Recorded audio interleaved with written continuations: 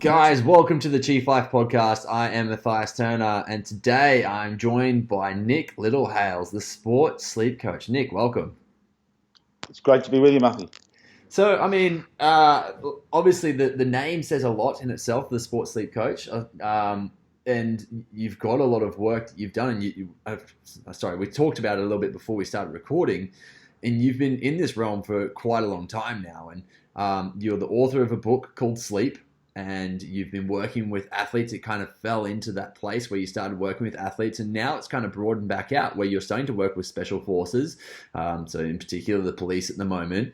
And we're kind of just talking about how I guess how time is passing and how the future is bringing all of its own little problems and bits and pieces with it that are starting to affect our sleep more and more and more. We have talked on the podcast before about sleep, but I mean, this is kind of going to be a bit of a different approach. But maybe if you just give us a little bit of a background, Nick, about I guess how you kind of moved into this space to start with.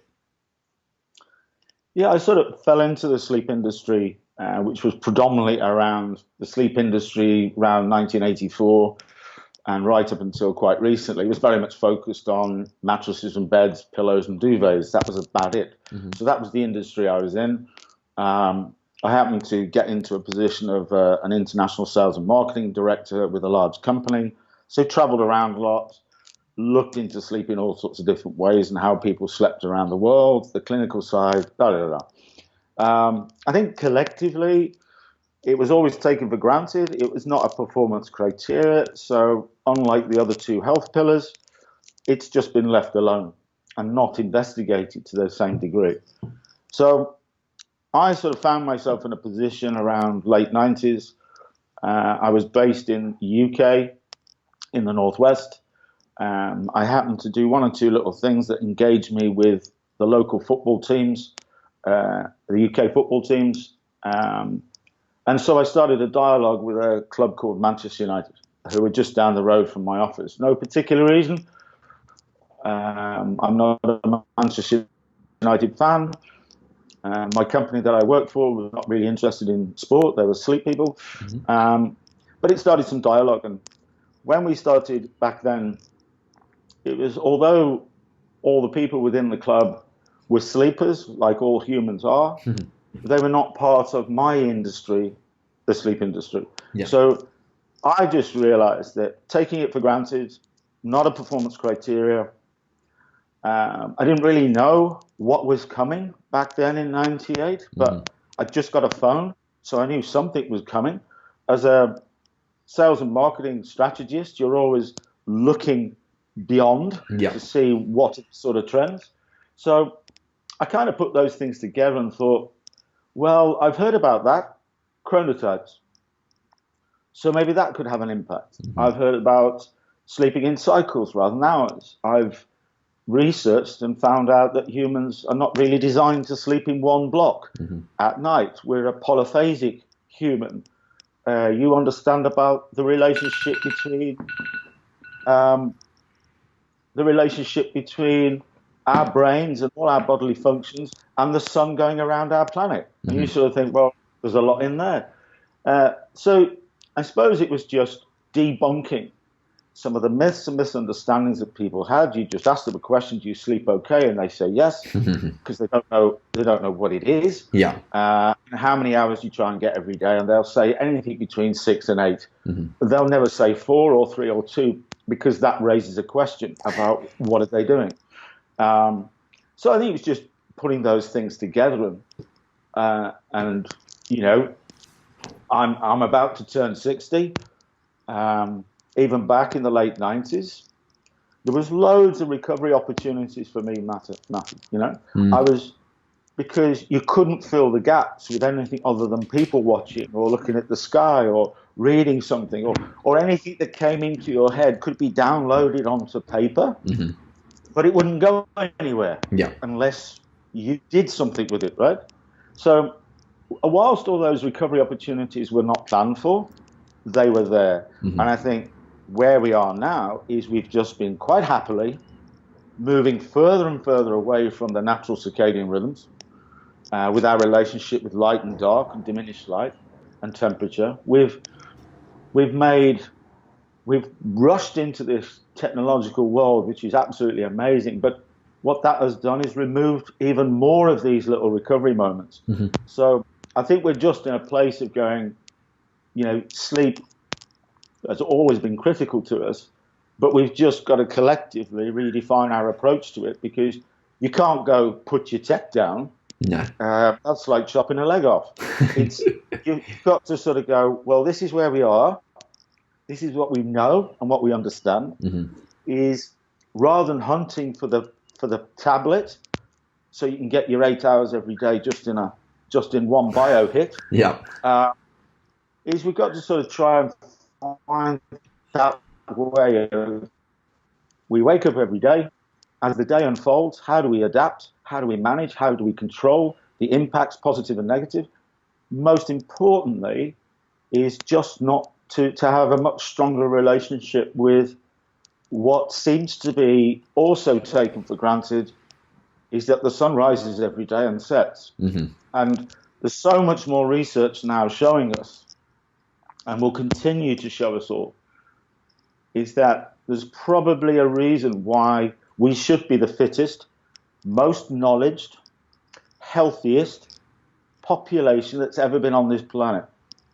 So why are we surrounded by statistics and trends that say we're not? Mm-hmm. Yeah. So there must be something that's had a shift. Something shifted, and maybe everything that we're visualizing, everything we're eating, everything we're doing is just not being processed in the manner that we think it is. Mm-hmm. So there's short and long-term things to these things. But yeah, that's just it's not a challenge. This is a natural human process. So we just need to crack on and keeping it simple and get that educational system in place that helps everybody as soon as they come out of the womb. Yeah, I think something that is very prevalent right now is that humans are becoming more and more lazy. Like, convenience is such a thing, and companies like Uber are doing so well because they've made convenience of getting a lift by a press of a button, or getting food delivered to your house now via a press of a button, and things like that are very exciting to a human, because they then think, well, I don't have to do anything. Like, it's as easy as possible. It makes it as easy as it could be. And we're starting to step away from doing those basics like you're talking about. Before we dive too deep into that subject, though, could we just touch over on some of the things that we've been saying already? So circadian rhythms. What are the circadian rhythms? Well, from my perspective, Matthew, it's a very simple process of sunrise and sunset. Mm-hmm. It's our relationship with light and dark and temperature shifts. Yeah. And certain countries around the world adopted something called daylight saving time. Mm-hmm. It wasn't done for human performance. Some countries adopted it and went away from it, back to their normal time zone, but a lot of countries still have it. And that creates another dynamic with the sun up and sundown process when we hit the winter months and the spring months. So principally, you want to be exposed to 12 hours of daylight, yep, peaking midday, and then diminishing into the early evening. You want around 4 hours of diminished light, so we need to know what diminished light is. Yeah. And around 8 hours, 30% of the 24 in dark. So dark is amber light, red light, yellow light, stars. It's not the blue light spectrum from the sun and various things, because we developed electric light. So I think the really nice thing is to understand about the circadian rhythms is, every day, sometimes it's cloudy, sometimes there's other factors in the summer, but principally there's hundreds of thousands of lux, which is the way you measure light outside. We're not exposed to it intensely like that because there's trees and buildings. We wander around, our heads go up and our heads go down. Yeah. So there's an average of around, 10, 20,000 lux if you spend all your time outside. Well, most people spend too much time inside. Yeah, agree. Now, we can't all be outside. That's fine. But what we do and what we see now is that if you have a population of inside and outside, you've got to make sure that the balance of light we would have got exposed to outside all the time is also replicated inside. So you've got circadian lighting in office buildings now, in training centers, where the lighting actually follows a natural process. Yeah. And all it really boils down to is that there's two hormones that make us work. There's lots of stuff. But basically, the serotonin, the one that unsuppresses our bodily functions and makes us rock, is triggered by light. And when it goes away, that's replaced with melatonin. And melatonin suppresses everything. So I think the way to look at circadian rhythms, it is literally about how you manage the production of serotonin and melatonin throughout your 24-hour process to keep that really nice balance of rhythm and harmony. And most of it is a relationship with your exposure to light. Yeah, beautiful. That's a really good wrap up of it. And the other one that you did mention was chronotype. Can we talk about chronotypes a little bit more?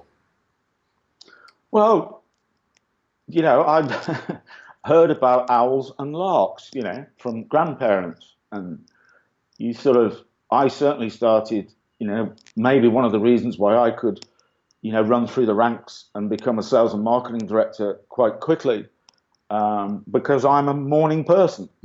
I get up early. I'm ready to rock. So I was probably one of those people who can really start the day well.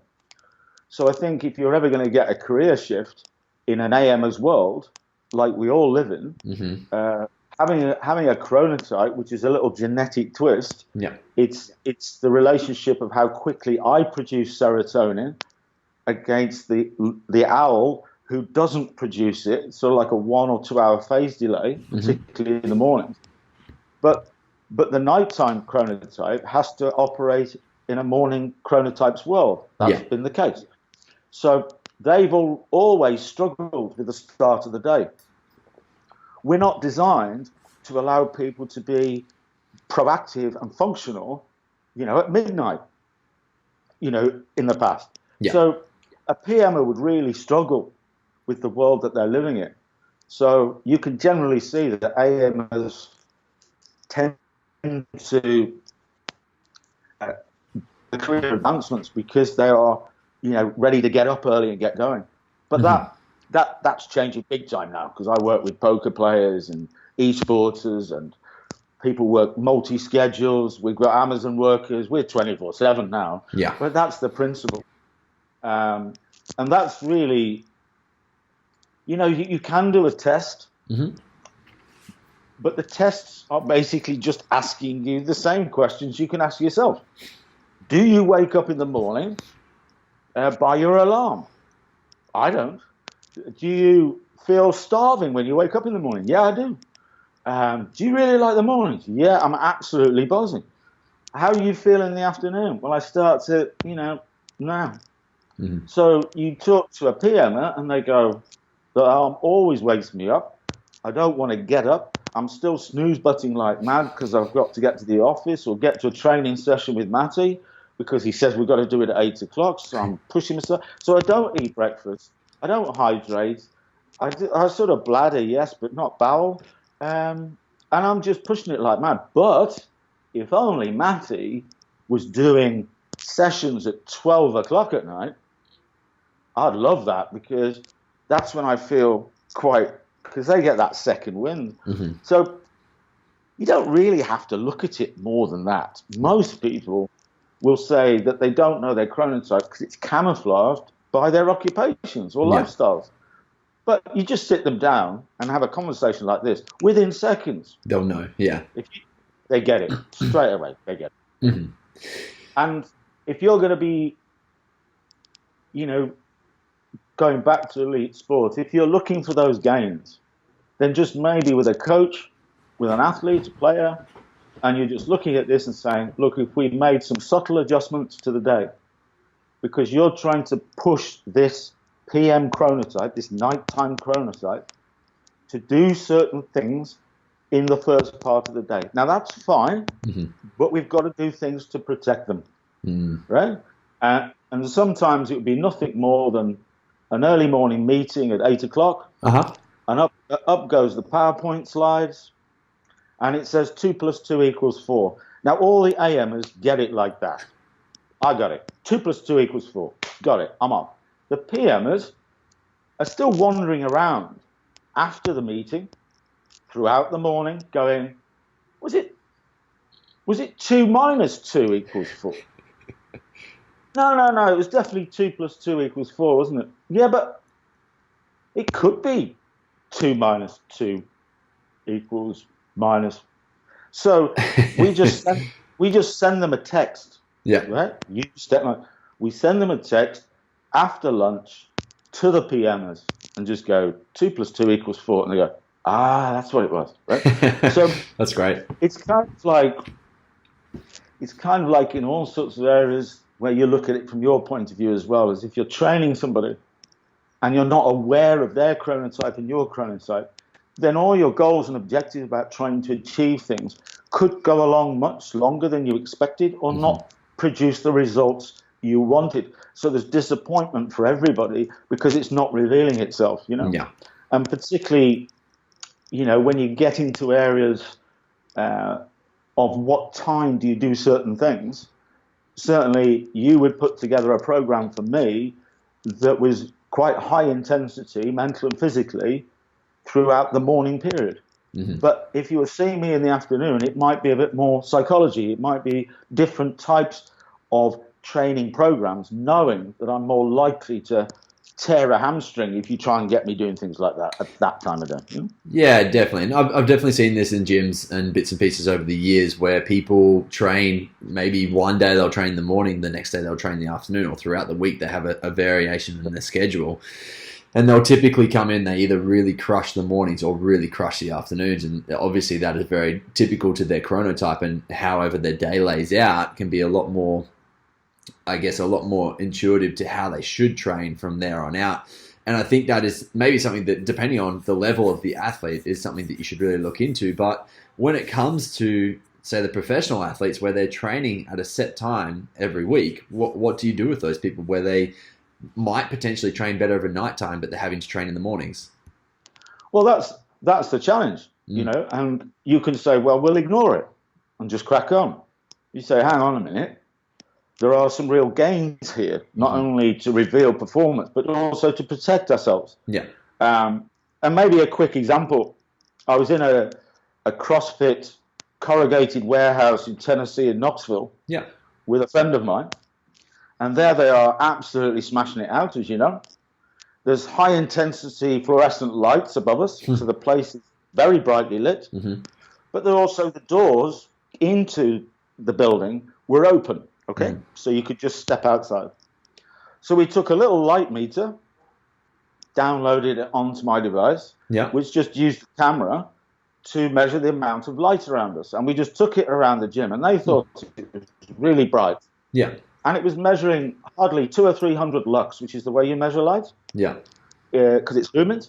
So even in this high-intensity indoor environment, even with the doors, which were big sliding doors, open, allowing daylight in, we got an average of 50 lux down there, 100 lux up here, 300 lux up there. And I just walked them all towards these open doors. And as you got closer and closer to these open doors, it suddenly started registering 2,000 lux, 3,000 lux. Yeah. As soon as we stepped outside, it was 74,000 lux, right? So the reason why I mention that is it's a bit like all throughout the day getting this balance between serotonin production at the right times is about just how much of that level of light and the blue light spectrum you're exposed to. Yeah. So if you're in the gym all day long, you're in melatonin land. Yeah. Right? So what I meant with this is, yes, you've got a particular thing to do. You know your chronotype. So the first thing you need to protect yourself is you need to use techniques like your exposure to the right levels of light so that you are producing the right levels of serotonin. So when you hit that moment, you are protected.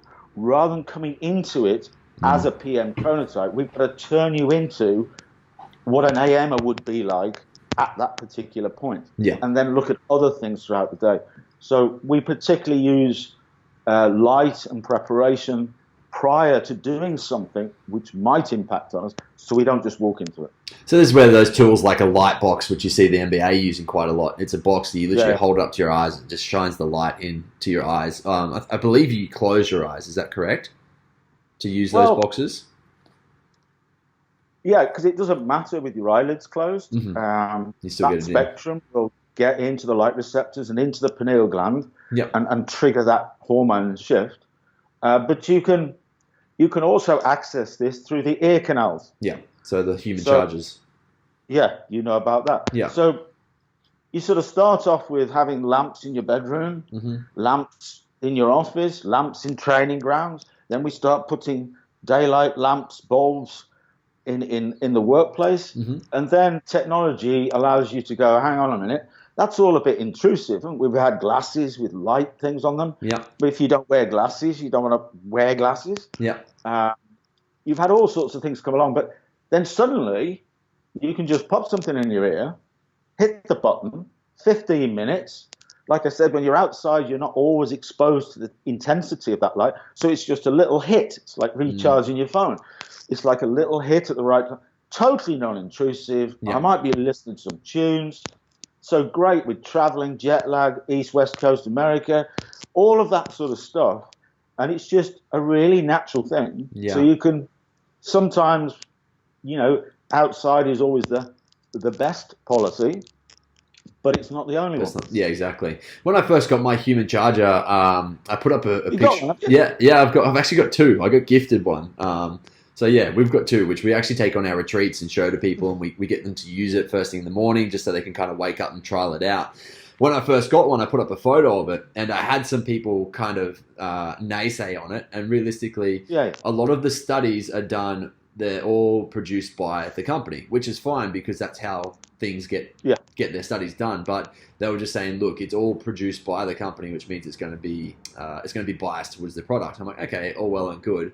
But I actually I definitely notice a difference when I use the human charger compared to the days I don't use it. From when I do use it, I notice a difference. Whether that's placebo or not, I don't care because it works. So therefore, it's like, hey, that's a great device for me in that point in time.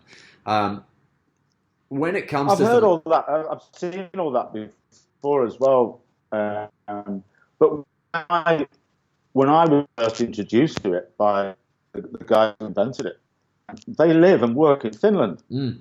Now, their relationship with light is far more significant than it is with me. Yeah. So you kind of look at it, and yes, you might have waxy ears, you might have hairy ears, you might have a particular quirkiness. So maybe the light doesn't penetrate those receptors as much as you would like. But hang on a minute, I was going to get cancer in my ear from using a mobile phone back in the late 90s. Yeah. Well, that hasn't happened yet. So I think when you actually look at the science of it, and like you've experienced it, and so top class international teams traveling through lots of time zones have found these things extremely useful, and benchmarking against data and personal performance, it really does work. But like most things, if you adopt a diet of you want to get your 5 a day, but you only do it every other day or sometimes on Thursday, it's not going to work, is it? No, exactly. Yeah. So I think there is a protocol of using the human charger, why you're using it, how you use it, when you use it, and then it'll reveal itself to you. You don't just shove it in your ears and leave it there, you know? Yeah, I actually used it when we went to Europe last year, and over to England as well. And so I used it while I was on all my flights. And it was great. Yeah. My wife, she didn't use it, but she had every intention of using it. So I plugged it in every time that it said to use it. And for the next few days, I was great. When we first got there, my jet lag was next to none, and she was absolutely rolled. And so it really kind of made a big difference just to see it from the two different people's perspective. And she's traveled more than me in the past and typically goes all right with jet lag. And so it was just interesting to see how much of a difference it did make for that instance. But when we're using something like this, using light to, I guess, produce serotonin, how long does it take before your melatonin starts to kick in? Say, for instance, you're in a dark training hall, and you've worn the lights before you go in, or you've kind of prepped your body, you've been out in the sun, whatever it might be, and your serotonin is pumping. How long does it take before your melatonin starts to kick back in? Wow. think that's one of the questions where I'm with all sorts of different types of professionals, and I think the general rule is it's a little bit like caffeine. Yeah. That caffeine is a natural performance enhancer to give that little bit of raise in awareness, alertness, and things like that. It sort of kicks in around 15, 20 minutes, 10, 15 minutes, depending on the quantity and all that sort of stuff. Yeah. And I think for all I've learned is the shift can happen quite quickly. But you are thinking around that sort of period. And that's why the human charger has a 15 minutes tops. Yeah. Because it's likely to have stimulated the serotonin production, and then you want to let stop. You don't want to overload Always it. be, yeah. So I think around 15, 20 minutes. So even somebody, who wants to nap, we call them controlled recovery periods, some vacant mind space. You sort of think, well, why would I put that in my ears and then put an alarm on for 30 minutes and create a mind space moment, a nap, a micro sleep moment as part of my cycles? Why would I do that? Because that's going to keep me awake. No, it won't. It'll bring you out of any sleep period feeling better. So you do that with caffeine. Pilots do it, things like that. Take a little bit of caffeine on, go into a sleep state, and it brings you out of it better. Yep. And the same applies to that. So I think, that's why on that human charger, most of the things you see, it's around 10,000 lux and 10, 15 minutes hit, because then it's going to be released after that period. It's not being released while you're with the light. It's just putting it in and keeping it going. So something I've used quite a lot for naps in particular is binaural beats. Have you ever seen much of the studies around that? Because I know for me, it's almost like following the music as it goes through. It puts me into my sleep cycle, and then about two minutes before I'm meant to finish, it wakes me up, and it works like pretty much like clockwork every single time. Have you seen much around the study of what the tones can do for your brainwaves and how that can wake you up and put you back into sleep? Yes, I've looked at it quite intensively, and I think it's one of those tools that is about creating rhythm, pattern, and harmony. This is what the circadian rhythms are about. They're not about switch it on and switch it off. It just keeps rolling all the time, right? So you've got to have a process every day that kind of keeps you in this mindset of rhythm, pattern, and harmony. So the binaural beats, there's a number of other things where using certain advancements in technology, you can actually influence brainwave patterns. Some people don't like doing that, for obvious reasons, because you're trying to change what's going on in your brain. But I think what that is doing is it's giving you something, just like a lot of things. It's giving you something that starts a process. It's like a pre-sleep routine. It's like visualization. And a long time ago, and it's still used today, pre-binaural beats. And it's not doing the same thing, Matthew, but I'll say it anyway, is that we would use the device to record sounds that were very personal to the individual. So when you kind of hear them, it starts a process of, I don't care, right? It's like sitting by the river, sitting by the coast. It's this, oh yeah, life's not that bad type of thing. Meditation, mindfulness is there. So I actually would get athletes who'd got children to record them reading bedtime stories to their kids on their device. So when they were far away from home, or when they ever want to take some space out, they'll just go, time out.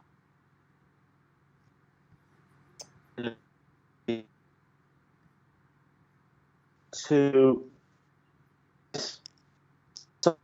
support than anything else. Beats, of course, it's about sound intervention that actually trigger certain ways to think about it, even to the point. Are you still there? Yeah, I'm still here. It was just dropping in and out a little bit. So you just said that you get your athletes to record the story, and when they need their time out, you get them to listen to it again. Is that where it was going?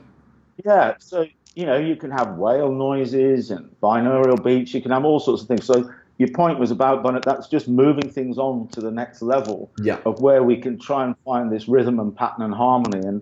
But if you're doing good things throughout the day, then that will sort of kick in for you, and you obviously do.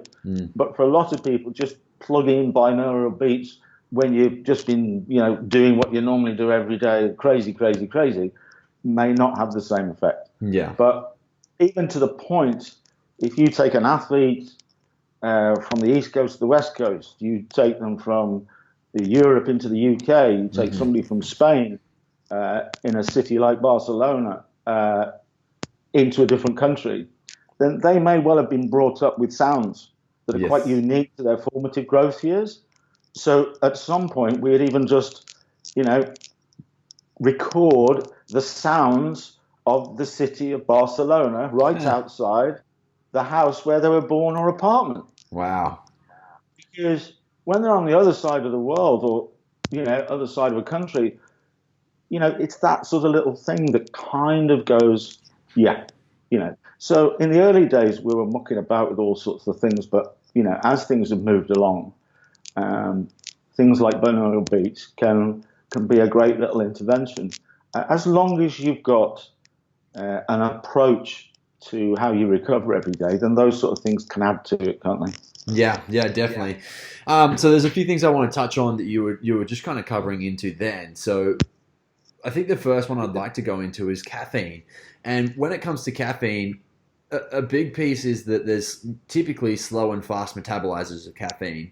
And our fast metabolizers are the people who typically respond quite well to caffeine, whereas a slow metabolizer is someone who potentially does not respond that well to caffeine, and they might get their sleep affected by caffeine. So when it comes to working with athletes, what do you do in the case of an athlete that might be a slow metabolizer of caffeine?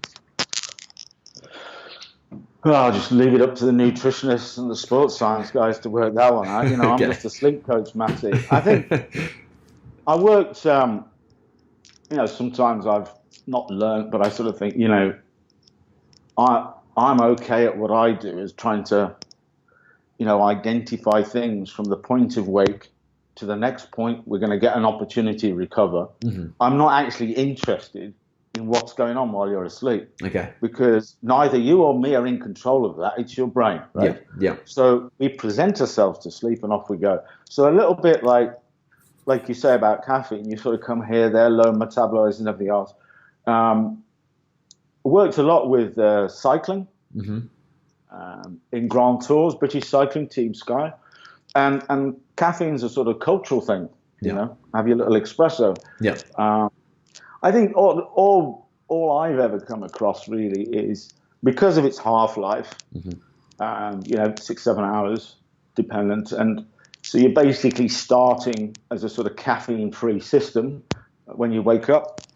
Is that just having a nice relationship with where caffeine is in your world? So either no caffeine or you use caffeine.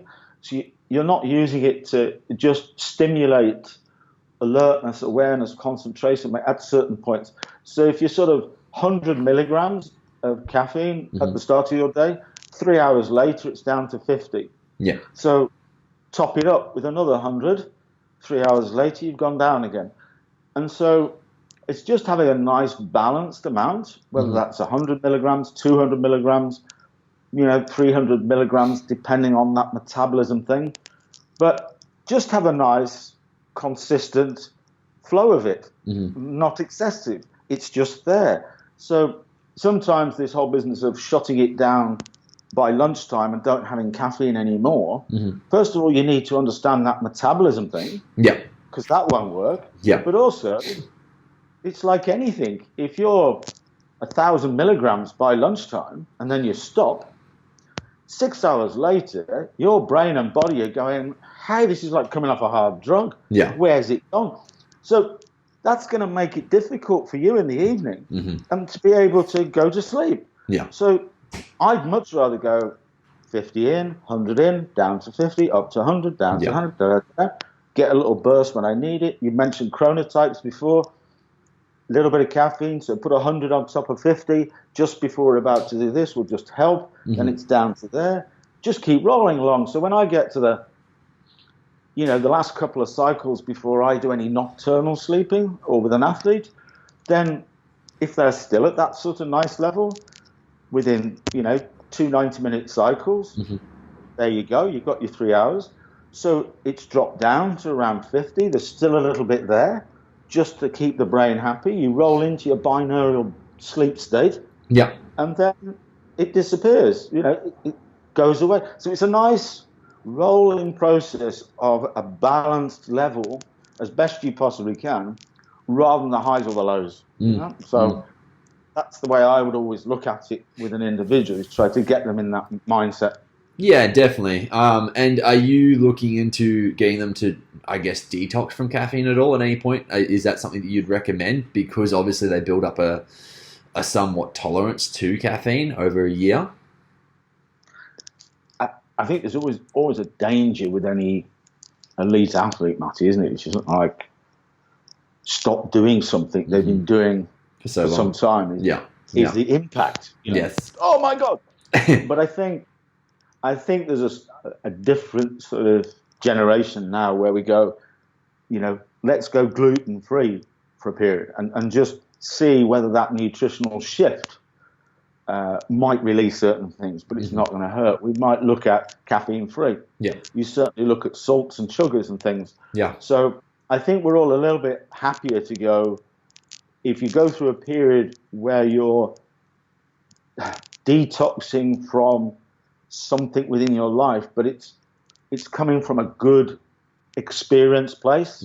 Yeah. Not just somebody making it up online or your mates told you. Yeah. Is once you've got that nice data about that individual and you say, nothing's going to happen here, but we'd like to see how you progress. And it can also be about light. Yeah. As we mentioned before. Yeah. You just go, let's just use this technique for a month. Let's expose ourselves to higher levels of light at this point and there and there and there and see what happens. And like you experience, it's like, okay, we're not going to detox them from light. Let's not be exposed to light. But I think these little things are really interesting. And that's why you keep redefining a little bit to say, wow, maybe, it's not about alcohol, it's not about this, it's not about that. But maybe we can actually have a look at that and see what you'd be like caffeine free. But yeah, as you know, caffeine hides around in all sorts of places. So you do need to know where it is, If you've got a headache and you take some headache tablets, it's likely to, there's drinks, there's all sorts of stuff. And even in decaffeinated products, it sort of hides around in all sorts of places. But I think I've seen people who've gone caffeine free and they find it almost game changing. Yeah. Others struggle like mad. We typically find like there's about a week at least for the detox of it where people really struggle, but typically their energy levels are higher across the day for a whole space of a day. That's because of adenosine levels just dropping and spiking and crashing with the caffeine, obviously. When it comes to light, and you talked about like it's not like we would go and detox them from light, but are you using things like blue blockers as well for your athletes? Yes. Yep. But also you have to keep in mind about. Sorry, I'm just moving. That's all right. To get to charge this Mac up. I think it's going back to that conversation about getting a better relationship with under and overexposure. Yeah. And so it's a bit like I can get screen protectors on all of my devices that protect from blue light. Okay. I've also got a nice relationship, using my light meter and things like that. Because I actually don't. What's your light meter? What is that app? Oh, right. Well, to be honest, sometimes we get a little bit more scientific, but the one I use is called a Lux light meter, LUX, Yeah. because it's free. Yeah. That's Um, great. so That's it puts that little dial on it. Look, yeah. see? Yeah, that's unreal. And it's just using the camera. Uh-huh. It's not measuring the actual light Yeah. in that sense of whether this is the blue light spectrum, whatever. But it's just giving you that nice relationship. So what I tend to do is, and I was doing it with some under nines and under 12s last week, Mm-hmm. who work in professional sport, but it's the under nines, under 12s, under 15s. Yeah. And all their moms and dads are going, shut your tech down, blue light's bad for you, you won't go to sleep. Mm-hmm. And I'm going, well, just get them a screen protector, dull the light down, or even just get them, another 2 millimeters that way, and it's just drop like mad. You know what I mean? Yeah. But it's more to do with being completely focused in a small space. Yeah. So again, a long answer to your question. I want people taking recovery breaks. Mm-hmm. I want them having vacant mind space moments. Yeah. I don't want them actually thinking that by putting these, blue blockers on means I can continue to be focused on this very small space, overloading with information. Yeah. And creates other problems. So where we do use the blue blockers is where we're going to be overexposed to light. Mm-hmm. So when you shift in spring or shift to another time zone, and suddenly you've got 16 hours worth of daylight, yeah, and you're inside and it's outside right into the evenings, like having loads of fun and da-da-da-da-da, then maybe there's a point in time when you just have to protect yourself from any light exposure to get into a place where you could actually even get into recovery state. Mm-hmm. So I think it's just this balance of how you use things, human chargers, light to keep it up, they're moving outside, moving around your home, little lamps. Yeah. But then also you just go, wow, I need a period of time. Maybe Bono of U2 wearing his orange shades for a long time has got an edge on us all for a long time. Exactly, set the scene. And so this might be part of the answer, but I mean, something that you keep talking about is that sleep routine, that thing that you're doing before you're going to bed, those triggers that kind of set you up. And I was just thinking about it then, something that I do every night is wear blue blockers. I haven't put them on yet, but I do wear my blue blockers, and I pretty much find that once I put them on, within about half an hour to an hour, I'm pretty cooked. Like, I'm pretty much ready for bed. And I don't know if that's because it's part of my everyday routine that's like, okay, it's time to start winding down, or if it's because the blue blockers are doing their job and doing what they're meant to be doing. But you have, like a lot more people now, you've got a process that you look about your everyday. Mm-hmm. You're not just coaching, you're not just a trainer, you're not just trying to keep fit, you're not just trying to eat well and nutrition and things like that. But you've also got a really nice understanding about from the point of wake. When you wake up in the morning, that's driven by what your day is like, mm-hmm. your occupation, your lifestyle, whatever that is. Yeah. So there's your point of wake. And what I do is chop that 24 hours up into 90-minute periods, because we like 90-minute cycles. 5 of those cycles will give you 7.5 hours, which is just sort of 8 in every day.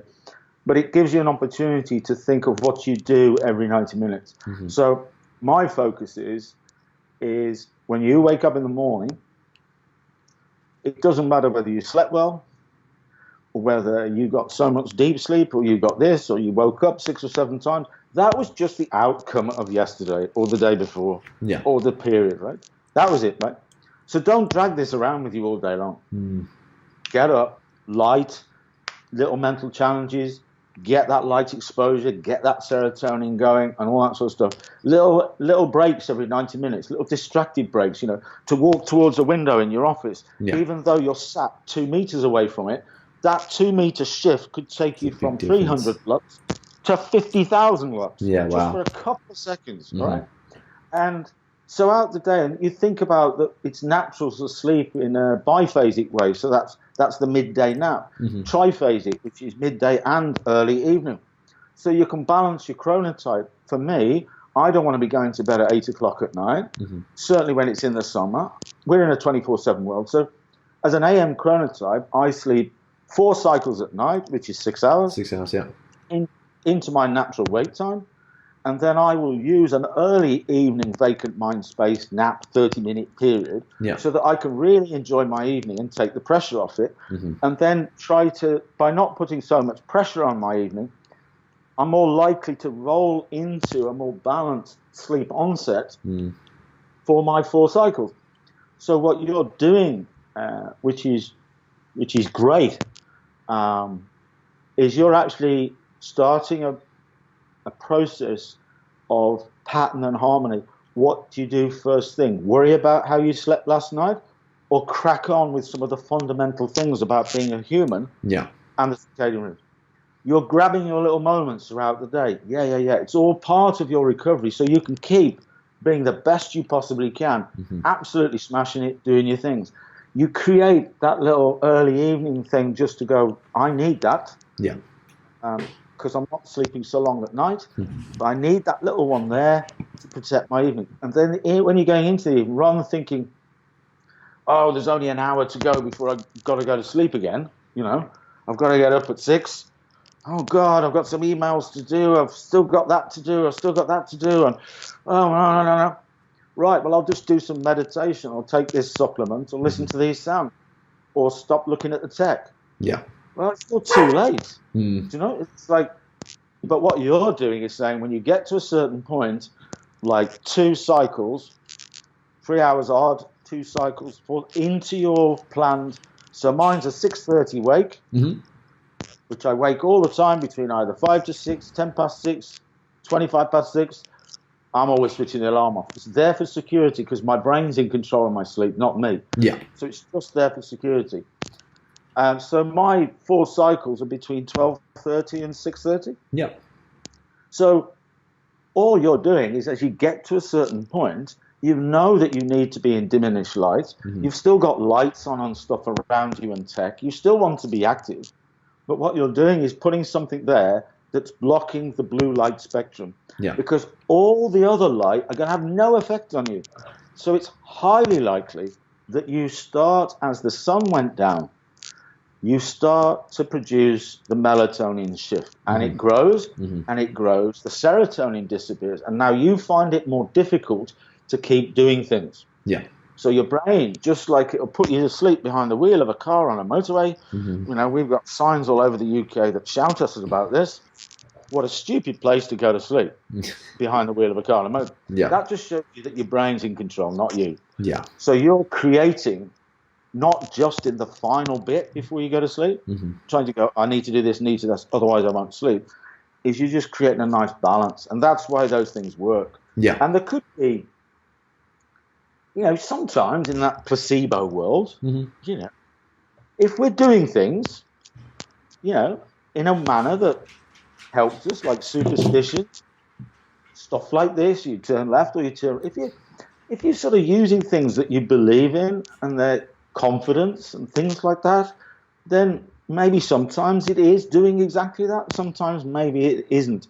But your mindset is that it's doing something. Yeah, definitely. So that can help as well. I was going to say, I actually, we went from using 2 different types. So I went for just like a cheapo pair to start with, and then we connected with a guy called Andy Mant here in Australia, and we've done a podcast with him as well, as episode 115 for the listeners. And we dive deep into like the blue light spectrum and blue blockers, and his blue blockers, they also block green light. And I actually noticed a monster difference from using the cheapy pair that I had to using his pair, and whether that was because we talked about it, and once again that whole placebo side of things, or whether it was actually because of it working a whole heap better. But I noticed a massive difference in my actual waking state. So when I would wake, how much better my sleep was, like how much more refreshed I guess I felt, how much like I actually felt like I rested. Which I thought was really cool, and that's we definitely do recommend the blue blocks because they are, like, we've seen them as a great product, and once again that's something that we take on our retreats and we give them to people to wear overnight time and say, hey, like, trial this out, see how you go with it. If you think that makes a difference, then maybe it's something that's worthwhile looking into. One last thing I'd maybe like to touch on is breath. Because obviously breath is something that can control your state. It can calm you down and you can amp yourself back up. Is that something that also can control your serotonin, or is it something that you guys use to control your serotonin for your athletes? Are you using breath and say something like a superventilation, like an aggressive inhale and aggressive exhale to get them ready and pumping some serotonin in, or is that not a thing? It is a thing. Breathing. I have a colleague called Patrick McCowan, Love him. friend, We had him on the who show wrote as well. the book The Oxygen Advantage. Yeah. And I think anybody, whether you're in sport or not, it's a big read, but it's worth one. It's super worthwhile. You know, because suddenly this, you know, like our relationship with circadian rhythms, we suddenly realize that our ability to inhale and exhale through our noses can have an enormous effect on oxygen levels and all sorts of things. We also know that breathing is a very calming thing, for a mindfulness thing and all that sort of stuff. So the thing that we encourage big time is to train ourselves to nose breathe. Yeah. And we use a little, it used to be like breathe right strips you'd put on your nose, a little plaster. Pulls your nose open, essentially. Yeah, but now you've got things called a Rhinomed turbine and Mute, which is actually comes out of Victoria in Australia. Yeah. Which is an internal nasal dilator. So it pops up into the nose. Yeah. And it really makes it so much easier, and it really encourages you to breathe in and out through your nose. So what we do is when you're doing everything, you're cooking, running, exercising, cleaning the house, on a treadmill, driving to work, riding to work, whatever it is you just pop it up inside there. And what it really does is enable you to do that nice in and out through the nose. Because not only it can be used, like you said, to sort of create those little moments of calm or encouraging things like serotonin or whatever it's doing at that particular time, it is also a critical point of when you go into a sleep state, curled up in your nice little fetal position, breathing in and out through the nose really does encourage a more balanced, less sleep-disturbed state. So brainwave patterns tend to be developed in a more harmonious way because just like kids, you know, lying in bed, they're just lying there breathing in and out through their nose. You can't even see that they're breathing. But mouth breathing, dehydrating, snorting, things like that really does disturb the process. So for somebody like you with your approach of blue blockers, doing this here, doing there, knowledge of chronotype, circadian rhythms, light exposure, using the human charger, you've got your binaural beats, you know, and then you start using a breathing technique, you know, you're heading towards the ideal. Yeah, that's awesome. So I guess there's one last thing that this is something I came across today, actually. The difference between back sleepers, side sleepers, and stomach sleepers. And I've got a few little notes here that I'd love to share. So back sleepers, they fell asleep the fastest out of this study that was done, taking only 20 minutes on average, but their sleep was about 5.5 hours per night, getting the least amount of all three sleepers, which was pretty interesting to me, I thought. They're most likely to be introverted if you're a back sleeper, and most likely to be an early bird. They have a predisposition towards enjoying the program, the TV program Modern Family, and most likely to talk in their sleep, sleepwalk, and to have vivid dreams and nightmares. So that's the back sleepers. For the side sleepers, they are the slowest to fall asleep, about 24 minutes on average, but sleep the longest, almost 6 hours. Most likely to be outgoing, most likely to stay up late, and preference of the classic TV show is Friends. Whereas your stomach sleepers is the middle child of sleepers. They take typically 23-ish minutes to fall asleep. They sleep for about 5.7 hours a night, most likely to be both a night owl and an early bird, so they kind of a mix between both, and they're most likely to be an ambivert. An ambivert. Yeah, sorry. So a person who shows balance in introversion and extroversion. So. And their shows is more typically something a bit supernatural and spooky. So something like *Handmaid's Tale*, *The Walking Dead*, or *Stranger Things*. That's just some fun facts. So, have you seen anything around that side of things, around the study of how we sleep? We could drag another hour out on this one, but yeah, I think I try and keep this simple. I think the nature of the human being sleeping outside would be that we follow that circadian rhythm process. It's dominating what we're doing. Mm-hmm.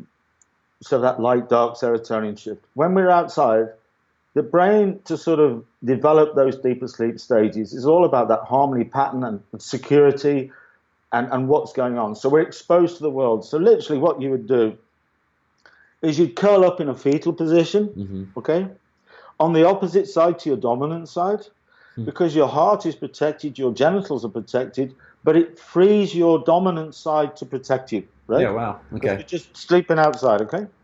So if any sort of danger is sensed, then literally you've got that, the one you're going to hit me with, the one you're going to kick me with, that side is if I'm on the other side, Matty, my left side, this is all about balance. It's not a protective. I'm not going to. So there's no sort of science to that, but sort of a fetal position, nicely curled up, spine, neck vertebrae aligned, nice position.